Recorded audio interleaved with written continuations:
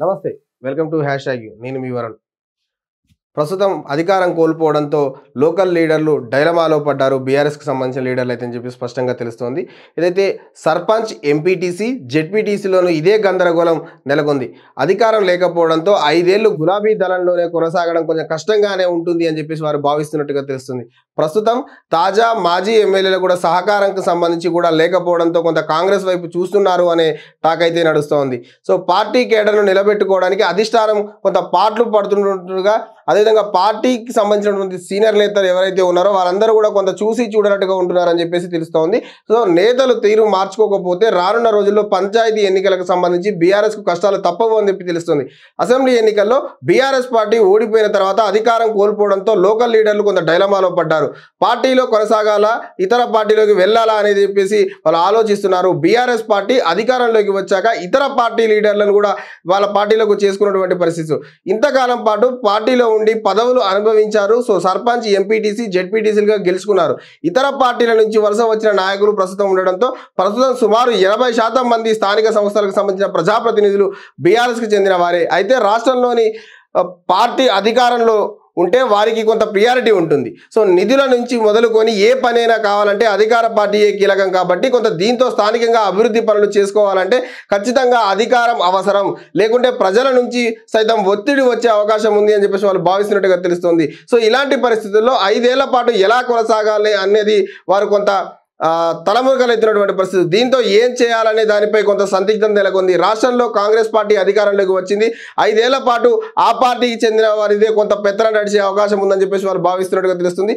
దీంతో లోకల్ లీడర్లంతా కూడా కాంగ్రెస్ వైపు మొగ్గు చూపుతున్నారు అని చెప్పేసి మనకు అందుతా ఉంది. సో గ్రామాలకు సంబంధించి అధిక నిధులు మంజూరు కావాలన్నా, సంక్షేమ పథకాలు మొదలుకొని ప్రతిదీ ప్రియారిటీతో రావాలి అంటే అధికార కాంగ్రెస్ పార్టీలో చేరాల్సి అనివార్య పరిస్థితి అని చెప్పేసి వాళ్ళు ఇప్పటికి బీఆర్ఎస్ పార్టీ నేతలకు చెప్తున్నటువంటి పరిస్థితి. సో దీనికి తోడు బీఆర్ఎస్ పార్టీ నుంచి తాజా మాజీ ఎమ్మెల్యేలు సైతం గ్రామాలకు సంబంధించిన లీడర్లతో కొంత సమావేశం నిర్వహించడం లేదని, వాళ్ళకి సంబంధించిన లోకల్ లీడర్లతో అందుబాటులో ఉండడం లేదని, అసెంబ్లీ ఫలితాలు వచ్చి 20 రోజులు గడిచిన స్థానిక నేతలతో ఏదైతే సమావేశాలు నిర్వహించి భరోసా కల్పించడంతో పాటు పార్టీ మారాలి అనే ఆలోచనతో ఉన్న వారిని కొంత విశ్వసనీయత కల్పించడంలో ఫెయిల్ అవుతున్నారని చెప్పేసి తెలుస్తోంది. గతంలో పార్టీ అధికారంలో ఉన్నప్పుడు వ్యవహరించిన తీరుపై, అయితే ప్రస్తుతం వ్యవహరిస్తున్నటువంటి తీరుపై లోకల్ లీడర్లు కొంత జీర్ణించుకోలేకపోతున్నారని తెలుస్తోంది. దీంతో పార్టీ మారే యోచన కొంత ఉంది అని చెప్పేసి కూడా అక్కడ తెలుస్తూ ఉంది. సో పంచాయతీల్లో చేసే పనులకు నిధులు మంజూరు కాకపోవడంతో, ఏకగ్రీవ గ్రామాలకు నగదు ప్రోత్సాహం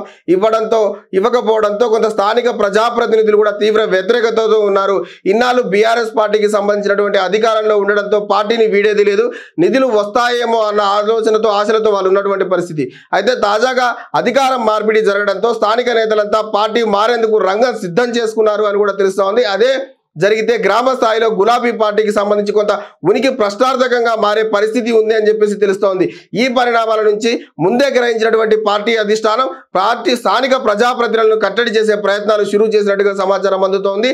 అయితే అధికారం లేనప్పుడు పార్టీలో ఉండరా అనేది పార్టీలో చర్చించుకునే దానికి కొంత దారి తీస్తూ ఉంది. ఏ పార్టీ అయినా కూడా గ్రామం నుంచే బలోపేతం కావడంతో కాంగ్రెస్ పార్టీకి సంబంధించి కూడా ఈ వైపు దృష్టి సారిస్తున్నట్టుగా తెలుస్తుంది. హస్తం పార్టీలో గులాబీ ప్రజాప్రతినిధులు చేరితే రాబోయే గ్రామ, అదేవిధంగా మున్సిపల్, పార్లమెంట్ ఎన్నికల్లో కొంత గడ్డు పరిస్థితి తప్పదు బీఆర్ఎస్ పార్టీకి అని ప్రస్తుతంగా తెలుస్తుంది. సో ప్రతికూల ఫలితాలు వచ్చే అవకాశం లేకపోలేదు. మరి ఏ మేరకు కారు దిగకుండా వాళ్ళని కట్టడి చేస్తారో గులాబీకి సంబంధించిన బాస్ అనేది కొంత వేచి చూడాల్సిన అంశం అయితే ఉంది. ఏదేమైనా గతంలో ఏదైతే స్థానిక ప్రజాప్రతినిధులుగా ఉన్నటువంటి వారిని, కాంగ్రెస్ పార్టీకి సంబంధించినటువంటి స్థానిక ప్రజాప్రతినిధులను అనేక మందిని కొంత ఏదైతే ఏకగ్రీవాల పేరిట అయితే స్థానిక సంస్థల ఎన్నికలు జరిగిన వేళ గ్రామ పంచాయతీలకు సంబంధించి ఏకగ్రీవాలుగా గెలుచుకోవడం జరిగింది. అత్యధిక స్థానాల్లో ప్రస్తుతం ఉన్నటువంటి గ్రామ పంచాయతీలకు సంబంధించి గతంలో జరిగిన ఎన్నికల్లో బీఆర్ఎస్ పార్టీ అధిక స్థానాల్లో గెలుచుకోవడం జరిగింది. సో ప్రస్తుతం వారంతా కూడా కొంత అధికార కాంగ్రెస్ వైపు చూస్తుండడం అనేది బీఆర్ఎస్ పార్టీకి మింగుడు పడడం లేదని చెప్పేసి మాత్రం